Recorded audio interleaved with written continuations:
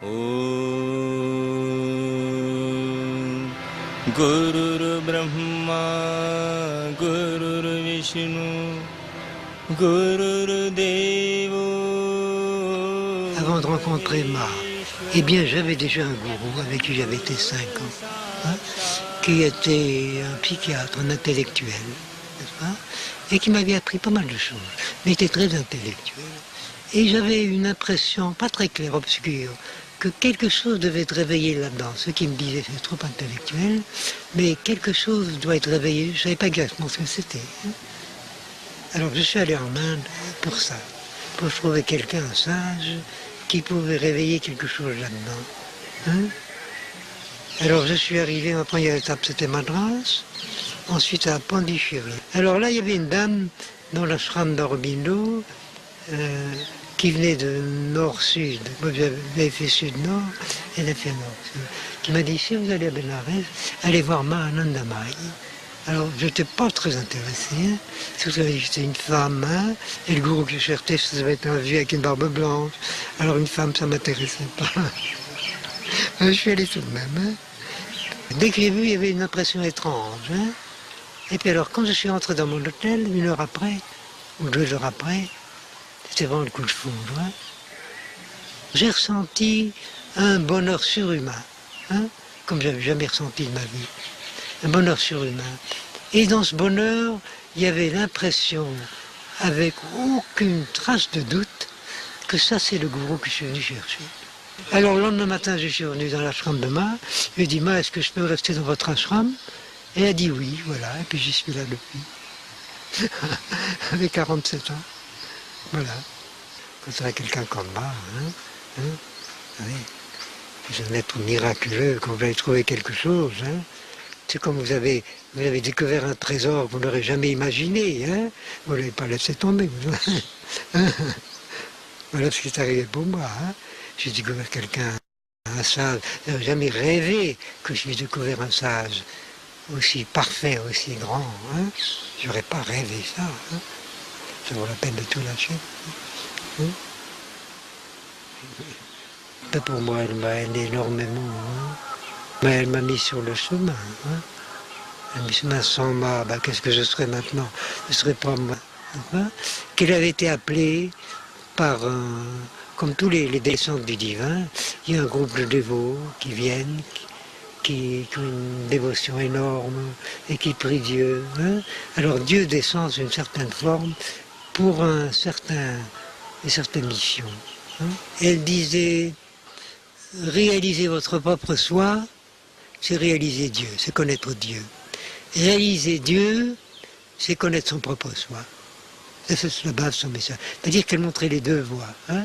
Réaliser son propre soi, quand vous commencez par là, c'est la voie de la connaissance, le Vedanta.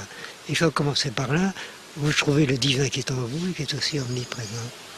Et réaliser Dieu, la voie de la bhakti, la dévotion, hein, une fois que vous réalisez le Dieu omniprésent, vous réalisez qu'il est aussi dans votre cœur. Hein. Ça c'est le message de Ma, elle le disait souvent. Hein.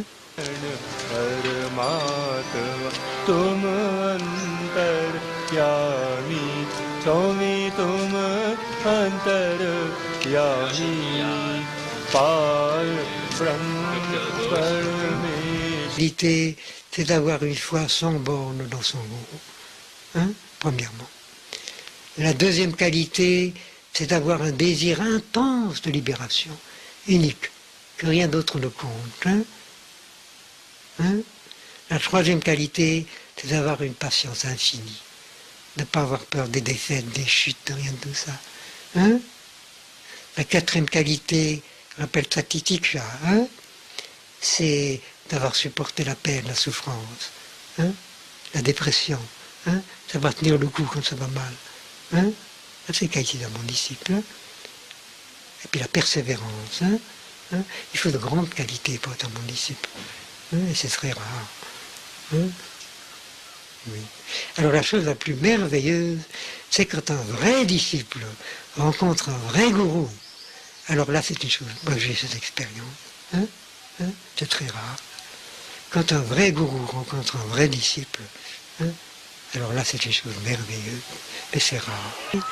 C'est de dissoudre l'ego, le moi, hein, la personnalité. Une fois qu'elle a compris que cette personnalité n'est rien du tout, hein, que l'action se fait par le courant divin, c'est le divin qui fait tout. Hein. Celui qui est le sage, n'est-ce pas, qui n'a plus d'ego, c'est un instrument du divin. Le divin agit à travers lui. Hein. Alors il a aucune raison d'être fier, mais c'est pas lui qui agit. C'est découvrir la nature divine qui est en vous, hein, qui est absolument libre.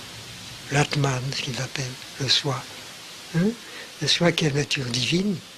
Hein, c'est le sens de la vie. Voilà. Or, pour qu'il fonctionne bien, hein, qu'il soit en bonne santé. Parce que le corps, quand il donne des signaux maladifs, des signaux désagréables, il influence sur le mental. Hein, et le mental se détraque alors. Hein. Alors c'est le mental qui essaie d'avoir un corps en bonne santé pour qu'il ne soit pas trop influencé par le déséquilibre du corps. Hein.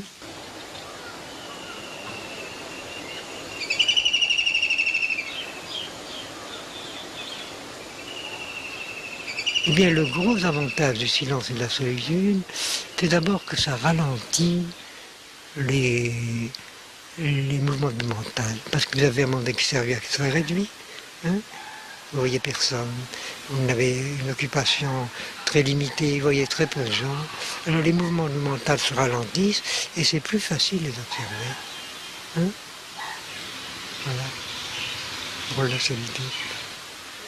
Il y a un autre rôle qui m'a servi à moi, hein, et c'est d'abord d'aller au-delà de la peur, hein, parce que beaucoup de gens deviennent fous quand ils sont seuls, à peur de ses propres formations mentales.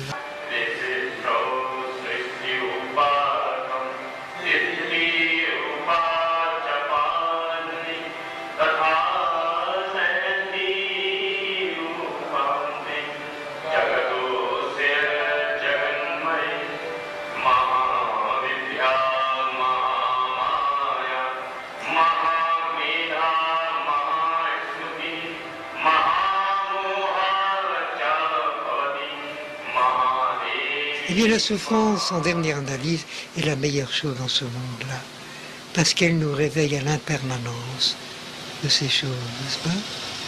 La souffrance nous réveille, c'est comme quelqu'un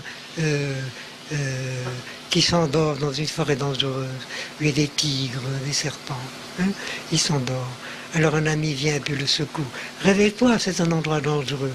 Ici, hein, il ne va pas se réveiller. Alors il se réveille encore, il le secoue et puis il le frappe finalement. Ça c'est la souffrance.